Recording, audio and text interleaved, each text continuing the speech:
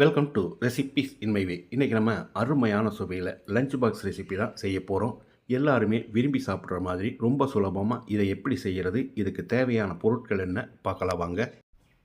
1/4 kilo அளவுக்கு பிஞ்சு கத்திரிக்காய் எடுத்து நீல வாக்கில் நறுக்கி தண்ணியில் போட்டு வச்சுருக்கேன். பேனில் 2 டேபிள் ஸ்பூன் கடலைப்பருப்பு,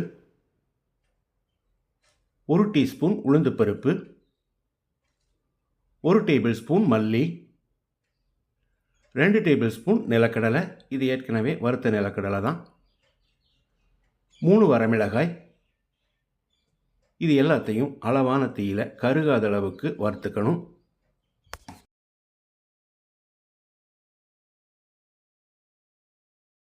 வாசனை வர்ற அளவுக்கு வறுபட்டுருச்சு. இதை எடுத்து நல்லா ஆறின பிறகு பவுடராக அரைச்சி எடுத்துக்கலாம். வாணலியில் 1 டேபிள் ஸ்பூன் எண்ணெய் ஊற்றிக்கலாம். 1 டீஸ்பூன் நெய், இன்னும் கொஞ்சம் சேர்க்கிறதா இருந்தாலும் சேர்த்துக்கோங்க. 1/2 டீஸ்பூன் கடுகு, 1 டீஸ்பூன் கடலைப்பருப்பு, கொஞ்சமாக கறிவேப்பிலை. இப்போ இதில் நம்ம நறுக்கி வச்சிருந்த கத்திரிக்காயை போட்டுக்கலாம்.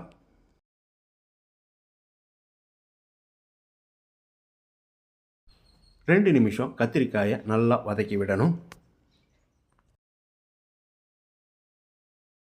இதிலேயே ஒரு 1/2 டீஸ்பூன் மஞ்சள் தூளும் 1/2 டீஸ்பூன் உப்பையும் சேர்த்து வதக்கி விட்டுறலாம்.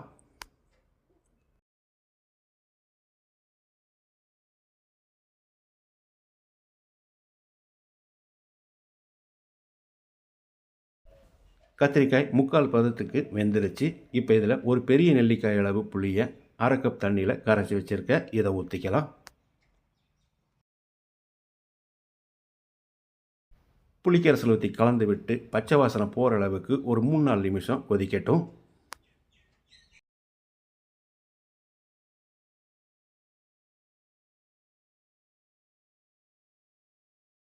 கத்திரிக்காய் நல்லாவே வெந்துருச்சு. இப்போ இதில் நம்ம வறுத்தரைச்சி வச்சுருந்த பவுடரை போட்டுக்கலாம்.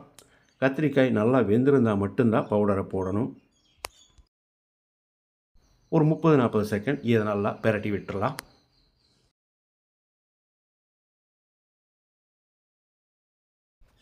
இப்போ இதில் உதிரியாக வடித்து வச்சுருந்த சாதத்தை போட்டு கலந்து விட்டுடலாம். இதில் நான் 3 கப் அளவுக்கு சாதத்தை போட்டு கலந்து விட போகிறேன். இதுவே கரெக்டான காரத்தில் இருக்கும். இந்த ஸ்டேஜில் உப்பு சரி பார்த்து போட்டுக்கோங்க. அருமையான சுவையில் வாய்க்கு ருசியான கத்திரிக்காய் சாதம் ரெடி ஆகிடுச்சு. இதில் 1 டீஸ்பூன் அளவுக்கு நெய் சேர்த்துக்கலாம். கூடவே பொடியாக நறுக்கின மல்லி இலையும் போட்டு கலந்து விட்டு இறக்கிடலாம்.